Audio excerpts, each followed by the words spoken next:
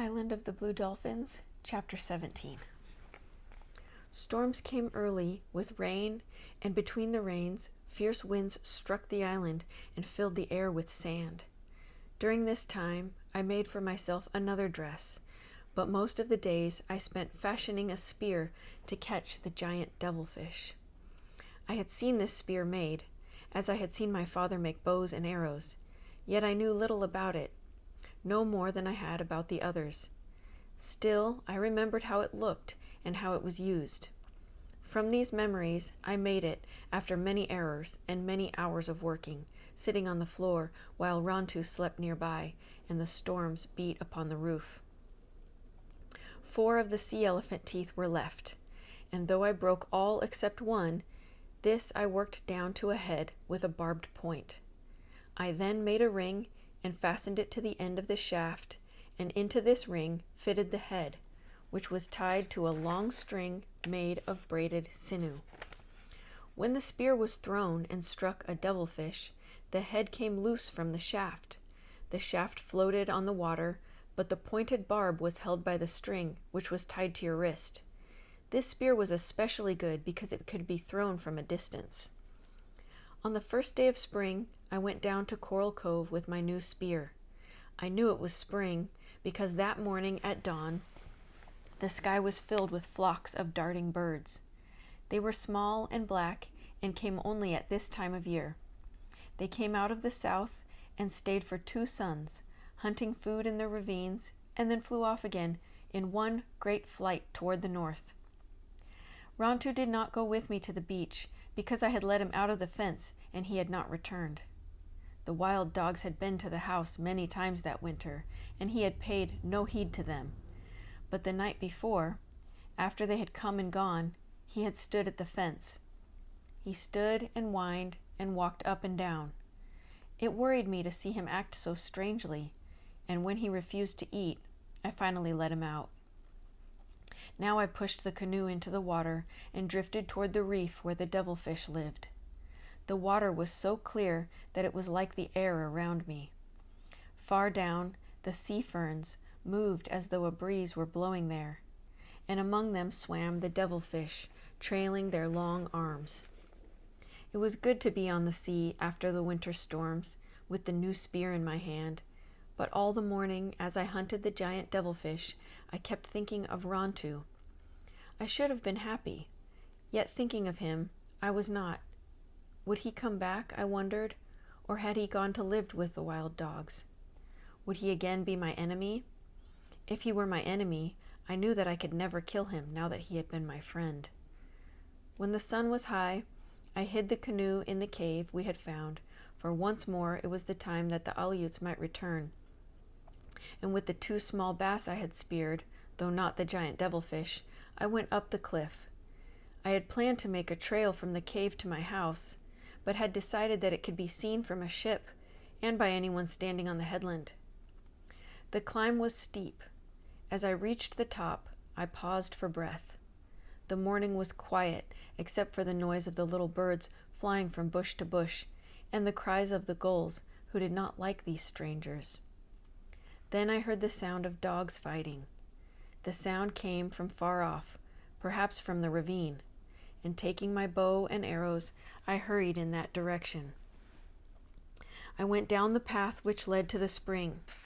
There were tracks of the wild dogs around the spring, and among them I saw the large ones of Rontu. The tracks led away through the ravine which winds to the sea. I heard again the distant sound of fighting. I went slowly through the ravine because of my bow and arrows. At last I came to the place where it opens into a meadow right at the edge of a low sea cliff. Sometimes in the summers, a long time ago, my people had lived here. They gathered shellfish on the rocks and ate them here, leaving the shells, which after many summers had formed a mound.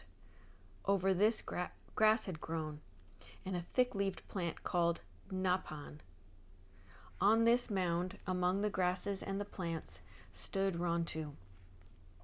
He stood facing me, with his back to the sea cliff. In front of him, in a half circle, were the wild dogs.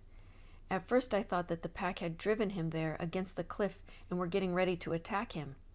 But I soon saw that 2 dogs stood out from the rest of the pack, between it and Rontu, and that their muzzles were wet with blood. One of these dogs was the leader who had taken Rontu's place when he had come to live with me. The other one, which was spotted, I had never seen. The battle was between Rontu and these 2 dogs. The rest were there to fall upon whichever was beaten. So great was the noise made by the pack, they had not heard me as I came through the brush, nor did they see me now as I stood at the edge of the meadow. They sat on their haunches and barked, with their eyes fixed on the others. But I was sure that Rontu knew I was somewhere near, for he raised his head and smelled the air. The 2 dogs were trotting back and forth along the foot of the mound, watching Rontu. The fight had probably started at the spring, and they had stalked him to this place, where he had chosen to fight. The sea cliff was behind him, and they could not reach him from that direction, so they were trying to think of some other way. It would have been easier if one could have attacked him from the back and one from the front. Rontu did not move from where he stood on top of the mound. Now and again he lowered his head to lick a wound on his leg, but whenever he did, he always kept his eyes on the 2 dogs trotting up and down.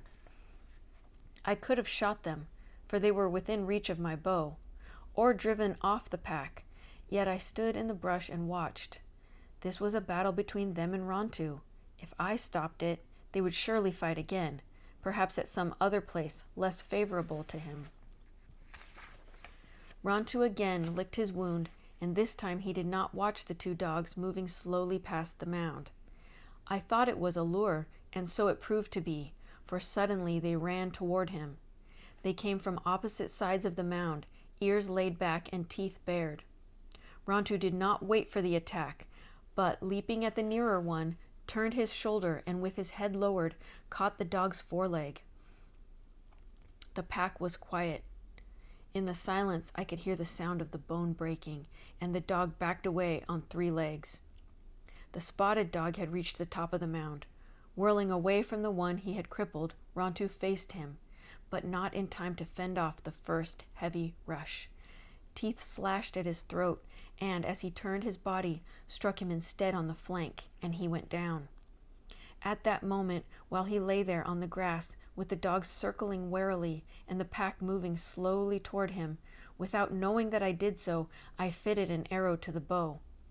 A good distance separated Rontu from his attacker, and I could end the battle before he was wounded further or the pack fell upon him. Yet, as before, I did not send the arrow. The spotted dog paused and turned in his tracks and again leaped, this time from behind. Rontu was still lying in the grass with his paws under him, and I thought he did not see that the other was upon him. But crouching there, he suddenly raised himself and at the same time fastened his teeth in the dog's throat. Together they rolled off the mound, yet Rontu did not let go. The pack sat restless in the grass. In a short time, Rontu rose to his feet and left the spotted dog where it lay. He walked to the top of the mound and lifted his head and gave a long howl. I had never heard this sound before. It was the sound of many things that I did not understand. He trotted past me and up the ravine. When I got to the house, he was there waiting, as if he had not been away or nothing had happened. In all the time he lived, Rontu never left again, and the wild dogs, which for some reason divided into 2 packs, after that never returned to the headland.